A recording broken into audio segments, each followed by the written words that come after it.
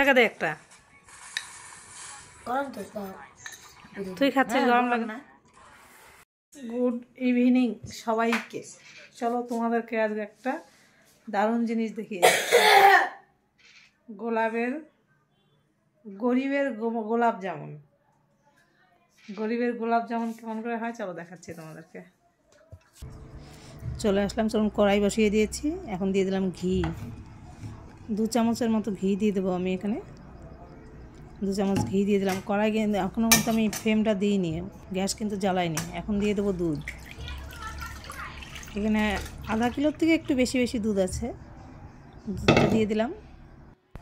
এখন দুধটা দিয়ে ভালো করে নেড়ে চেড়ে নেব। এখন আমি গ্যাসটা জ্বালিয়ে দিয়েছি, চিনি দিয়ে দিয়েছি একটু। দুধটা যত সময় না ফুটে উঠবে তত সময় একটু জ্বালাবো। হাই ফ্লেমে জ্বালাচ্ছি। দুধটা আমার উতলে গেছে, আর একটু জাল করে নিই।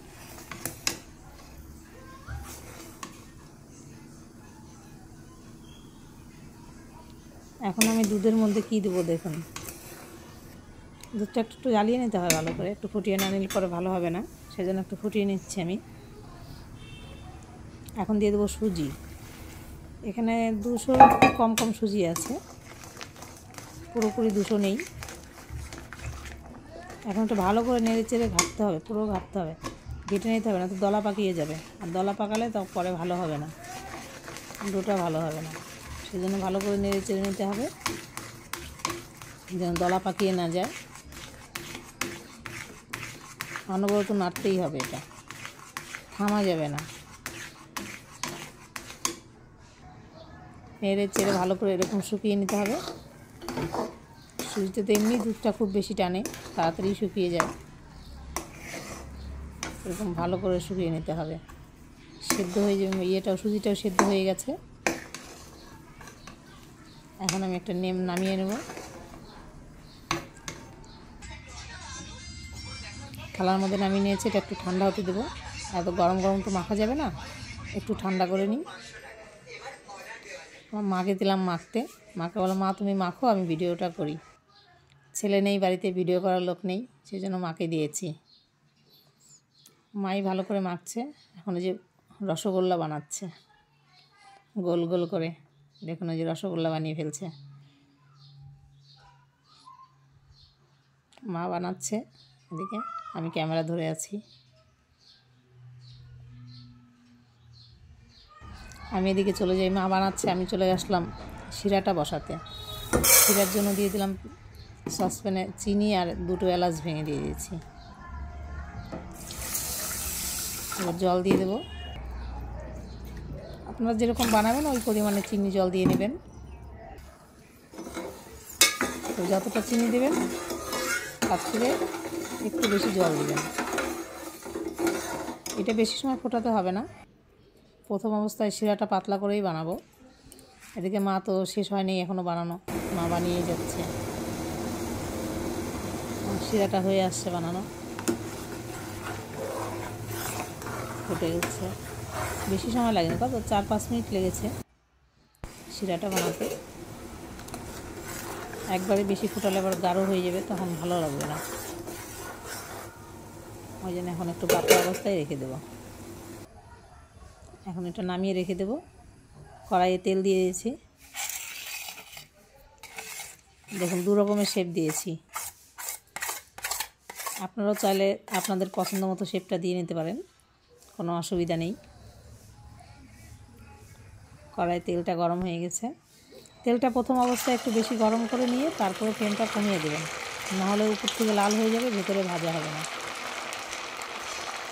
ফ্লেমটা একদম লোতেই রাখবেন, লোতে রেখে 3-4 মিনিটের মতো করে ভেজে নেবেন। আর একবারে বেশি দেবেন না, ভেঙে যাবে। অল্প অল্প করে দিয়েই ভাজবেন। দেখুন যে হালকা ব্রাউন কালার হয়ে আসছে। আর দিয়ে সঙ্গে সঙ্গে নাড়বেন না, 15-20 সেকেন্ড পরের থেকে নাড়াচাড়া করবেন।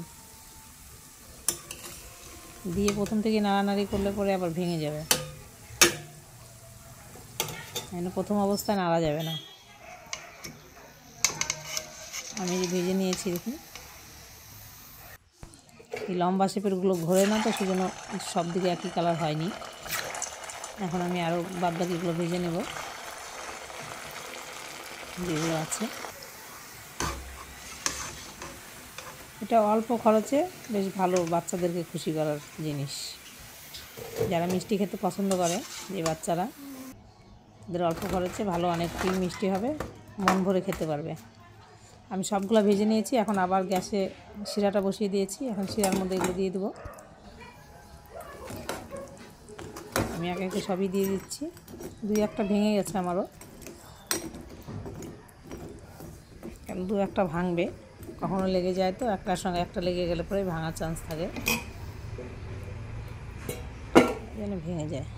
আমার দেখুন ওই লম্বা শেপেরটা ভালো ভাজা হয়নি, মানে উপর দিয়ে কালার একদিকে চলে আসে আর একদিকে ঘোরানোর জন্য হয়নি। 5 মিনিট ঢাকা দিয়ে রেখে দিয়েছিলাম। 5 মিনিট পরে আবার ঢাকনাটা খুলে দিলাম। আমার গোলাপ জামুন একদম রেডি। একটু রেখে দেবো, পরে খাবে, ছেলে আসবে। ছেলে চলে আসছে, ছেলেকে দিয়ে দিয়েছি। ছেলে এখন খাবে।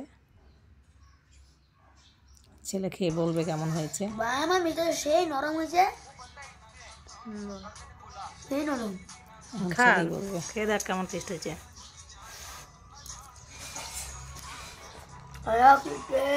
হ্যাঁ, সেই টেস্ট।